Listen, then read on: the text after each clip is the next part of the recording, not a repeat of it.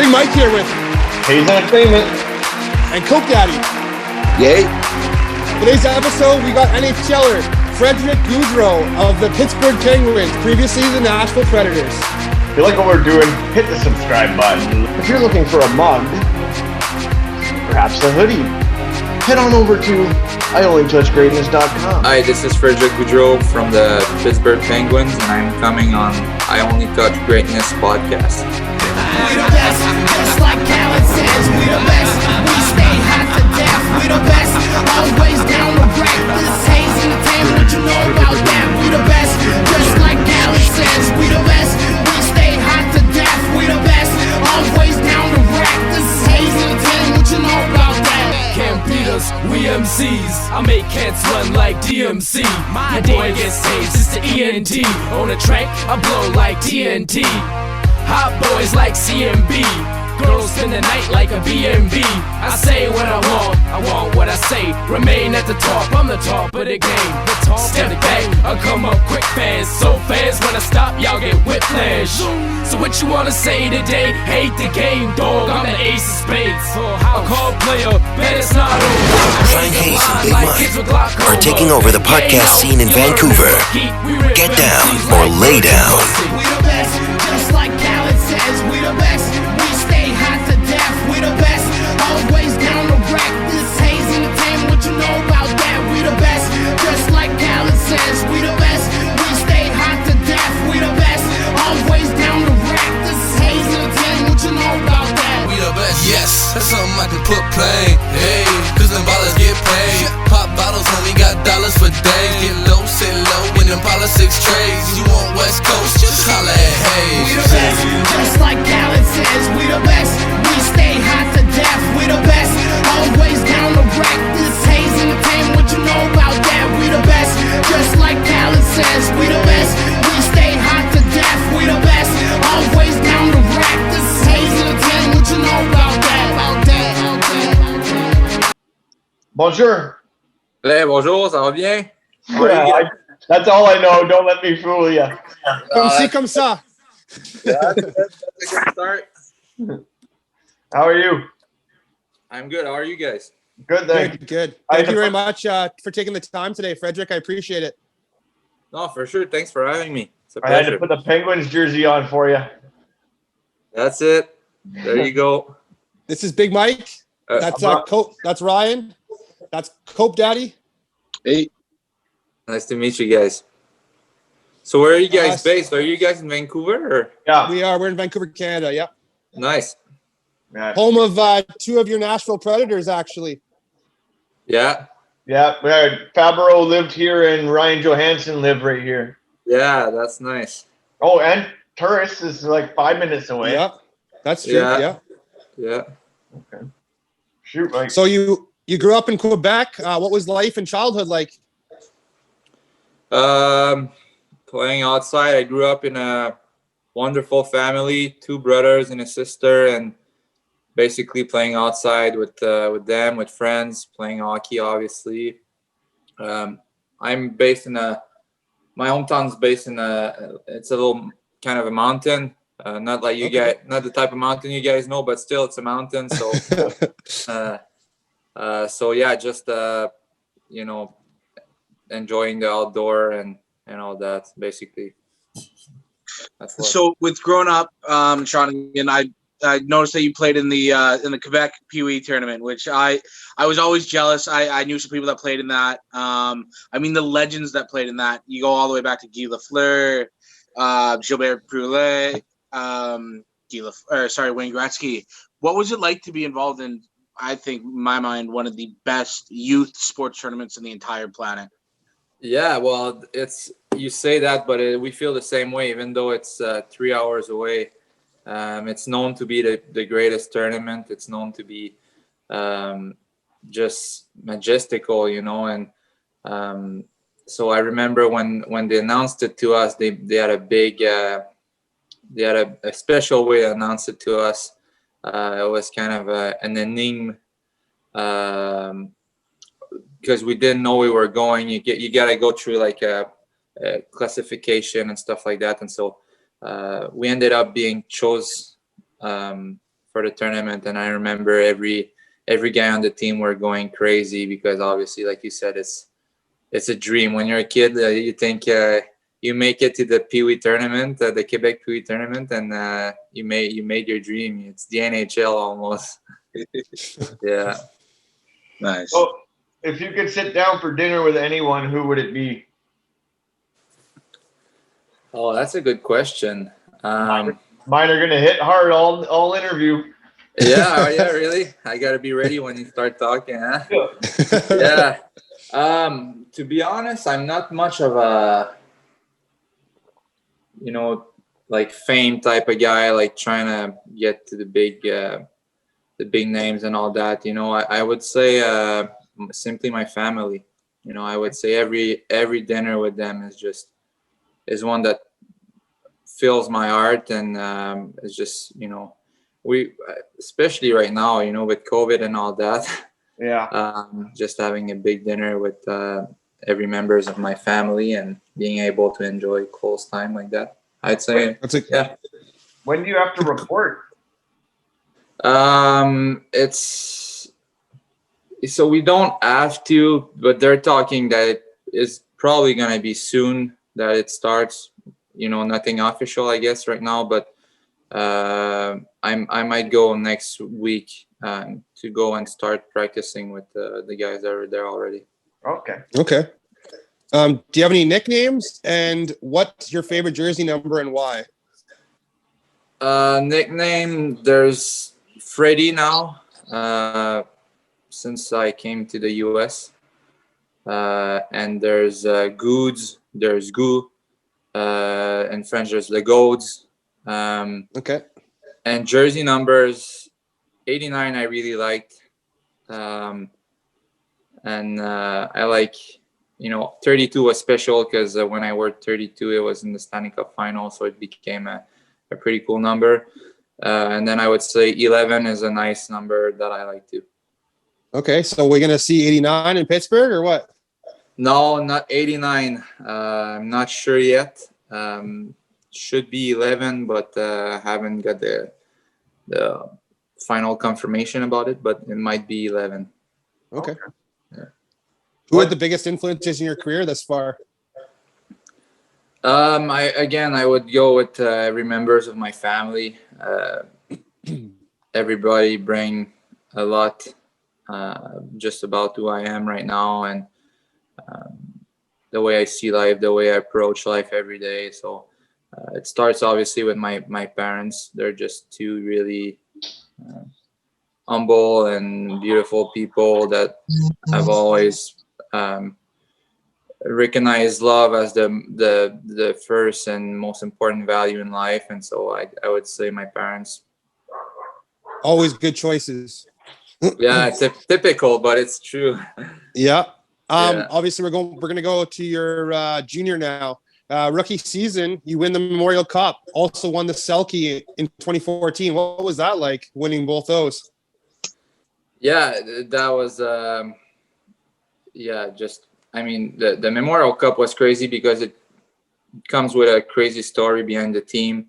So Memorial Cup, like you guys I'm sure know, there's the three winners of the three leagues plus the hosting team. We were the hosting team, and we lost in the second round though in the playoffs, even though we had a really, really sick team. We had a good team, and but yeah, it just happened. We lost in the second round against a good team that in everybody's belief, I think we were supposed to beat, but it happened. So kind of an upset. And so the city was going kind of crazy, trying to they wanted to fire everybody and the coach and everything, and the players. We had a rough month following that because our coach was, we thought it was Eric Veilleux at that time. We thought he would come back after the loss and say, guys, like it's gonna be that happens in life, but we'll have to work hard, and it's gonna be a hard month. But it happens, and we have to regroup. But he came in the room right after the loss, and he gave us so much shit. And he said, "If you guys want to leave, you can leave." And anyway, like it was really intense. And he said, "If you guys yeah, if you guys want to leave, you can leave. Otherwise, I'll see you in 5 days. Be ready. And that month following that was nuts, just crazy practices. And I'm sure you could talk with every guys that were on the team then, and they would say the exact same thing, that it was just unbelievable. Even up to now, I've never had hard practices like that, or things that put me in such uncomfortable position physically. It was just so hard. And so anyway, all that to say, there was a big like movie situation, losing in the second round, going through a hard month, and then having to go at the Memorial Cup, we had to go through the tie break, then the semifinals and the finals. We had to beat all 3 leagues, which we did in front of our fans. And yeah, it was just a crazy scenario, movie scenario. And going through that with unbelievable people, great group of guys, and proving everybody that they were wrong, putting the team against them, or cheering against us, or wanting the coach to be fired, or wanting all those things, proving all the people that we made it, that we could do it. It was special. And then the second trophy, you said, basically that if you get good points, like good amount of points, without having a good amount of penalty minute, you get good chances to get that. It's funny because I got traded right in the middle of the season then, and I had, I think, 0 penalty minute. It just happens. And the assistant coach talked to me, and I think both coaches were there, and they said, Freddie, like, a lot of teams are calling us because they like you. NHL teams, they're calling us because they like you, but they keep asking why you have 0 penalty minute.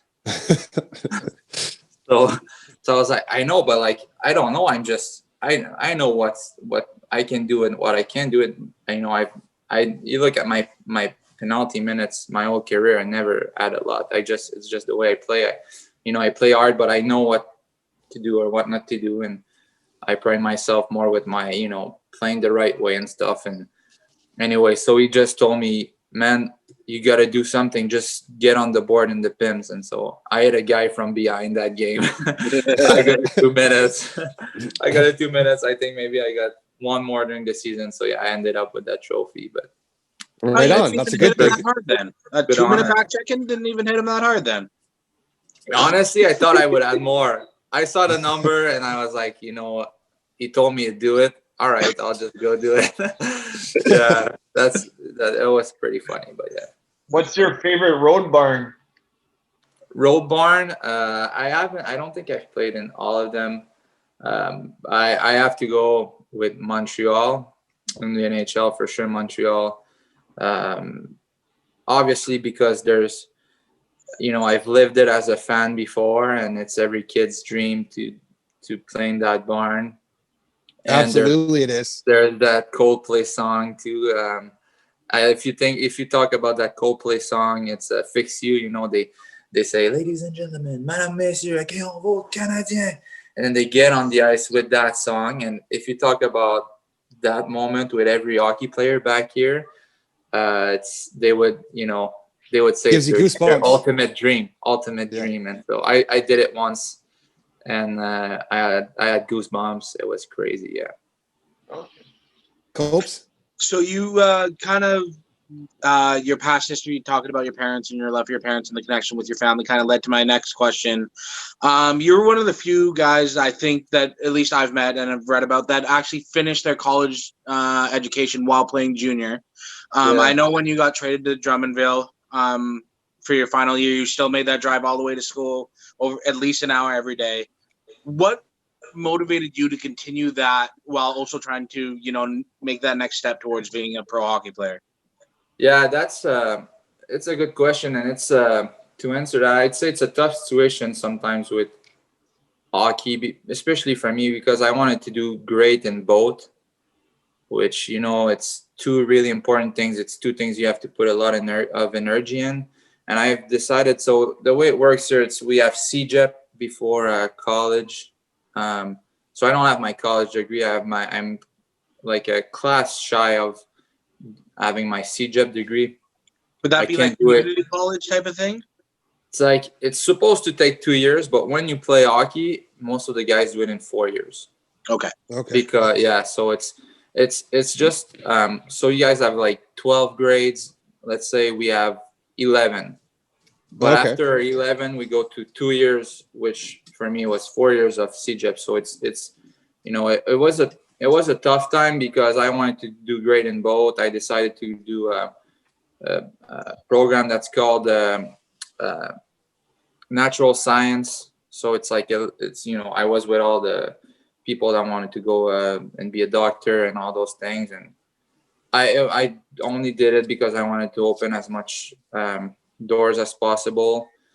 But yeah, I know, I don't know. I just think once I started it, I wanted to finish it, and but it was a hard time because I was really intense trying to play hockey, but really intense trying to do my school too. So it was important to me just because I wanted to, like I said, open as much doors as I could, but still I feel like the more important, or the dream that was firing up my soul more, was the hockey dream. So that's why I kept on. And you made that, and you made the right choice. Yeah, I mean, I've lived some cool things through that dream for sure so far. And then you signed with the Milwaukee Admirals. Your first pro contract. What was that like? Yeah, that was cool too. Again, that was when I got traded to Drummondville. It wasn't an entry-level deal. It was a AHL deal 1 year, but still it was the door for me that was opening, and I took it. I believed in myself for that, and yeah, so it was for sure special because then you know playing pro hockey, it's the dream, and it was the door, like I said, that was opening up, and I just took it, and it led me to that cool adventure after, for sure. What color is your stick tape? White, always. Yeah, white, and on the grip is depending on the team. So okay, yeah. I'll let you off with an easy one. Gave you an easy one that time. Yeah. What'd you say? Sorry. I gave you an easy question. Yeah, easy one. Yeah, I can't lie. It's either white or black. It's white. Yeah. Easy question. Thank you for that one. Yeah. Hey, Freddie, who do you mirror your game after or try and play like? It's a good question again, but it has always evolved with years. I feel like sometimes growing up, I've when I was younger, it was Mike Ribeiro. Then I realized it's not the same. Really, is just supernatural, just overly talented. Then there was different guys after growing up. There was Joe Pavelski. Yep. Then it always changed. I try to get a bit from a certain guy and then a bit from another guy, and I try to see what they do good and try to incorporate that in my own game in order to just try to be the most versatile and complete player. But yeah, guys like that, obviously, look, I'm always looking at the best and trying to see what they do good. Why is McDavid so good? Why is McKinnon so good? Why is Crosby so good? Crosby was always the guy. I would look at things he does well, but yeah, it's hard to say who I would compare myself with. But yeah, there was a Joe Pavelski back in juniors. Yeah. Okay, and then probably your biggest moment, scoring the game-winning goal of Game 3 of the Cup Finals in 2017. What was that like, and taking back to that goal? So my first goal ever was Game 1, but we lost the game, and it was in Pittsburgh. But still, that was first goal. My parents' first game they would see me play. They had the road trip with my uncle and my aunt, and so first game they see me playing live and I score. So that was unreal. But then in Nashville, again, my parents were there and stuff. And yeah, game-winning goal, Game 3, and also Game 4. And every time it was just nuts. It was kind of just I had a mantra for my playoffs, which was just about staying in the moment. You know, I wanted to stay in the moment, no matter we get score on I score, whatever happened. I was just focused on right here, right now. So I would score and I would still be in that atmosphere, just right here, right now. But it's mostly after the game where I would look back at things and be like, whoa, that's pretty crazy. You know, like getting sometimes 100 text message from people. Because those were massive goals. Yeah, exactly. So yeah, that was just special. I mean, you know, Memorial Cup and then Stanley Cup Finals were, you know, crazy moments. Okay, I'm gonna shoot the hard one on you here. If you had to sing karaoke, what song would you sing? Oh man. Are you guys gonna make me sing after? Because I'm not. No. I think we have to now. He suggested it. He's got to. Yeah. No, honestly, karaoke song. I don't know. Let's say there was $1,000 on the line. What karaoke song are you picking? $1,000. Oh man, that's a good question. Probably a French song or something like that. But okay. I don't have a. You know, I'm a huge Mumford and Sons. Oh, good choices. Nice. Yeah, I love Mumford. I have seen them in concert. I love Coldplay. I love Lumineers. I'm that type of guy. I love every type of music, but those are kind of my biggest jam, I'd say. So okay. If I would have to, I'd probably go with a song like that just because I like it more. Yeah. And a crazy stat with those goals you scored was you're the first player since Johnny Harms in 1943-44 to do that. Yeah, I know. I remember that. That was they have all those stats. It's crazy, but it was cool. It was cool to kind of be in the books or whatever it is. Yeah. Yeah. Copes? So kind of, they asked earlier your influences on hockey and who you are. Now you get to go to Pittsburgh, which arguably two of the best centermen in the past probably 15, 20 years to lace them up. What are you looking forward to most from potentially learning from these guys and playing with Crosby and Malkin? Yeah, I think it's for sure special. When I went through that free agency day, you kind of go through that. It really happened fast for me. I had to take a quick decision on the opening day, and with all the options and everything that was going on, I ended up being on Pittsburgh. And then you make that decision, based on a lot of things. And then looking back at your decisions, you realize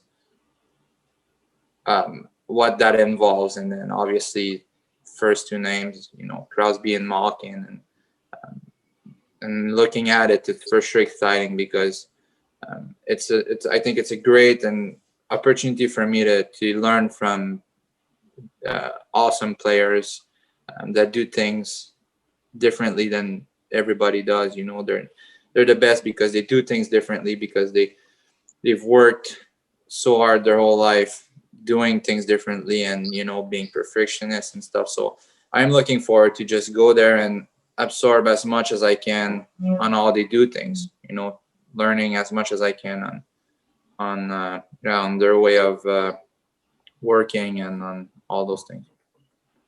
Do you have a pregame ritual? Not really, because I feel like when I do, I feel like it's my head that's running the whole thing, and I don't want that. I feel like I get too caught in, trying to, I did that last time, and then, and I try to have more of a easy and organic way of setting my games, which is just feeling things. If I feel more like doing this, I'll do that. Sometimes your body's tighter, you got to work more on this or that, or sometimes your body feels great. Maybe you just need to turn the switch off and just go on the ice without thinking. So you play, let's say, more soccer. It always depends. Yep. I try to listen to my body every game. It changes. Copes? Nope. Do you are you a coffee, energy drink, or Gatorade guy before a game? I'm bio still. Yeah. Oh, okay. I tried coffee. Sometimes you get to the rink and you're like, oh man, I don't know I'm gonna do this tonight, just because you played, especially in the minors, you played the past 2 days and 3-3, and you get to the rink and you're like, oh man, that's gonna be a tough one. So I've tried caffeine before, and it wouldn't fit me. It's like my stick was trying to move in my hands, and everything was just going too fast. My heartbeat was going too fast. So caffeine doesn't work for me. But I would say more hydration and BioSteel is my go-to. Do you have a favorite movie about sports? Favorite movie about sports? Not really an inspirational movie, but just a funny one. I'd say Happy Gilmore. Oh yeah, good choice. They filmed that all. I don't know if it's about a BC film movie. Yeah, I don't know if it's much a sport movie, but I guess it is. Yeah, with golf and all that. So Happy Gilmore. We'll accept that. We'll accept that. Yeah. So you played with two of our local kids here. Obviously, we already brought that up with Fabbri and Johansson. Can you give us a story about them?